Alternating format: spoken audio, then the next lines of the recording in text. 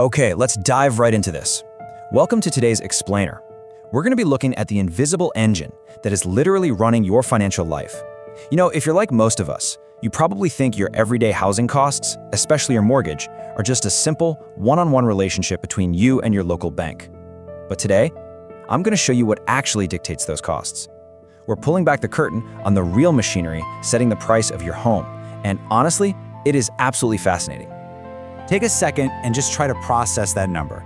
$145 trillion. No way, right? It's almost incomprehensible. But that is the actual scale of the global bond market machine. It just operates quietly in the background of the economy, but get this, it's the exact mechanism pricing your mortgage, your car loan, and it even dictates your job security. It's a massive market most of us have never looked at once in our entire lives, yet it touches literally every single dollar we earn and spend. So this brings up a really crucial question. Who actually sets your mortgage rate? I mean, right now, the national average for a 30-year fixed mortgage is sitting right around 6.5%. But here's the secret. That 6.5% rate, it wasn't chosen by your local bank manager. And actually, it wasn't chosen by the Federal Reserve either. Your bank didn't just pull that number out of thin air. Instead, it was handed down by that massive $145 trillion market we just talked about. Okay, before we connect those dots, let's just strip away all the Wall Street jargon. What actually is a bond? Well, it's incredibly simple. A bond is really just a loan. Imagine a government or a massive company needs money, and instead of going to a bank, they borrow it directly from everyday investors. You hand over a fixed amount of cash, they call that the principal. In return, they promise you two things. First, a fixed interest payment every year, which they call the coupon. And second, they promise to give your principal back on a specific date known as maturity. And that's the whole shebang. It's literally just a piece of paper that says, hey, lend me money now, I'll pay you interest every year, and I'll give your money back later. This beautifully simple idea is the bedrock of our entire financial system. Now, let's zoom out a bit to see this at scale. Turns out, the United States government borrows more money than anyone else on Earth. The total national debt sits at a staggering $39.2 trillion. Honestly, that number is so astronomically huge it kind of loses all meaning to the human brain, doesn't it? But this massive pool of borrowing is what sets the baseline for everything else. Let's try to break that massive debt down into something we can actually wrap our heads around. The interest payments alone on that debt, and I mean just paying the interest, not even touching the principal, is roughly $1.05 trillion a year. Let me put that into perspective. That works out to about $2.88 billion being paid out every single day. The US government is now spending more on interest than it does on national defense. So the crucial point is this. Every single dollar of that government interest is paid out of your tax dollars, and the interest rate the government pays to borrow that money is set by the exact same market that ultimately prices your mortgage. And this brilliantly illustrates the one golden rule of bonds. Seriously, if you remember nothing else from this explainer, remember this rule. When interest rates rise, the price of existing bonds falls. They move in opposite directions every single time, no exceptions. You might be wondering, why?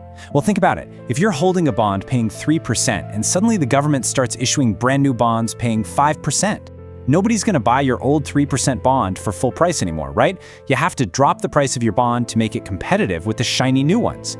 It's exactly like a seesaw, and that seesaw effect drives everything in the economy. Out of all the millions of bonds floating around in that $145 trillion market, one matters way more than any other. It's the 10-year US Treasury bond. Right now, it's yielding roughly 4.5%. This is, without a doubt, the single most important number in global finance. It's the anchor. It is the absolute baseline reality for what it costs to borrow money anywhere on the planet. So let's look at exactly how this builds your actual mortgage rates. We'll look at the bank's blunt logic here. When you walk in to get a mortgage, the bank looks at that 10-year Treasury yielding 4.5% and asks a very straightforward question. Why on earth would I lend money to a regular household for 30 years when I could just lend it to the United States government for 10 years completely risk-free at 4.5%? The answer? They wouldn't. Not unless you pay them a little extra to make it worth their while. So the bank takes that 4.5% risk-free rate and just tacks on roughly 2 percentage points. That extra 2% is what they call the risk premium. It basically compensates the bank just in case, you lose your job or get sick. You add that 4.5 base to the 2% risk premium and boom, you get the current national average 30-year fixed mortgage rate of 6.52%. The math is literally that direct. Moving right along to Section 2. Brian's $500,000 bill and the real-world cost of bond market shifts. Let's zoom all the way into a highly relatable scenario to see exactly how this invisible engine hits your actual wallet. Meet Brian. Brian's just an everyday guy trying to buy a house, and he needs to secure a $400,000 30-year fixed mortgage. Now, what's really interesting about this slide is how quickly a teeny tiny shift in a distant market just totally wrecks Brian's budget. At the baseline 6.52% rate, Brian's monthly payment is $2,534. But imagine the 10-year Treasury yield ticks up by just half a percentage point, which, by the way, is a totally routine move that happens all the time in the bond market. Brian's mortgage rate immediately shoots up to 7.02%.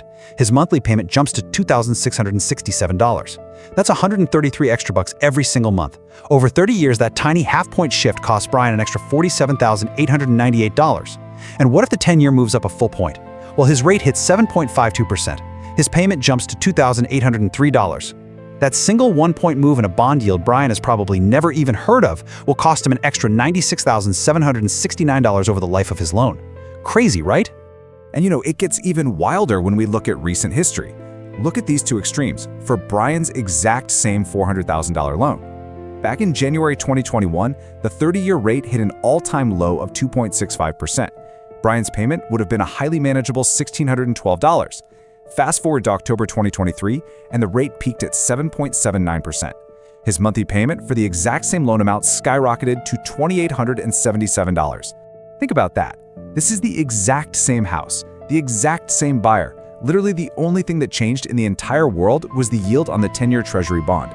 Because of that, Brian is stuck paying an extra $1,265 every single month.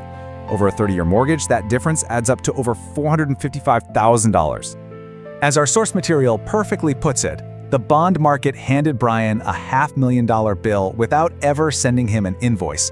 Just let that sink in for a second. This completely invisible market wields total, unquestioned power over whether or not everyday people can actually afford to put a roof over their heads. All right, moving to Section 3, the check engine light, decoding the economy's dashboard. We've seen firsthand what this does to Brian's mortgage, but if we zoom back out, we realize the 10-year Treasury yield is actually the single best indicator we have for the broader economy. Honestly, checking this yield takes maybe 5 seconds on your phone, but it gives you an instant, super accurate read on the invisible machinery running the entire world. When the yield climbs, it means mortgages, car loans, and even corporate borrowing are all getting more expensive. Money is tightening up. But when that yield falls sharply, well, that means investors are panicking and rushing to the safety of government bonds. The market is bracing for an economic slowdown or even a recession. It really is the closest thing our economy has to a check engine light on a dashboard.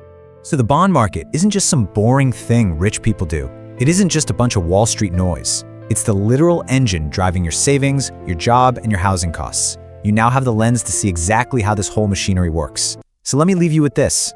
Next time you look at housing prices, or even think about buying a home, will you check the bond market first? Thank you so much for joining me for this explainer. Keep learning, and I'll see you next time.